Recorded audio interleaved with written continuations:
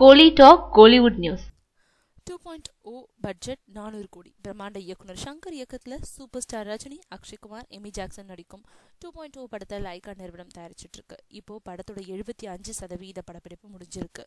ஹிந்தி நடிகர் அக்ஷய்குமாரோட போர்ஷன் முடிஞ்சிடுச்சு. ரஜினி இன்னும் 35 நாட்கள் நடிக்க வேண்டியது இருக்கு.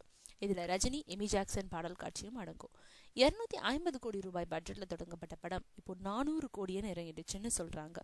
படப்பிடிப்புகள் திட்டமிட்டபடிதான் நடந்துட்டு இருக்கு.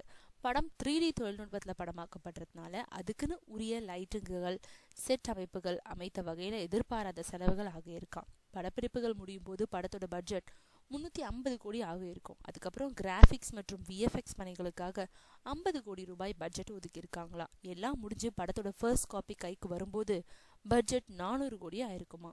அதுக்கப்புறம் படத்தோட ப்ரமோஷனுக்கு ஆற செலவுகள் தனி. பாகுபலி 2ஆம் பாகம் 200 கோடியில திட்டமிட்டு இப்போ அதோட பட்ஜெட் 250 கோடி ஆகியிருக்குன்னு சொல்றாங்க. முதல்ல பாகுபலி பிரம்மாண்ட படமா பார்க்கப்பட்டது. இப்போ 2.0 முன்னணிக்கு வந்திருக்கு. பாகுபலியோட வியாபாரம் கிட்டத்தட்ட முடிஞ்சிடுச்சு. 400 கோடி வரைக்கும் விற்பனை ஆகியிருக்கிறதா சொல்றாங்க. 2.0 படம் இன்னும் விற்பனைய ஆரம்பிக்கல. உலக அளவுல படத்தை கொண்டு சென்று 700 கோடி வரைக்கும் விற்க இலக்கு நிர்ணயிக்கப்பட்டிருக்கிறதா தகவல்.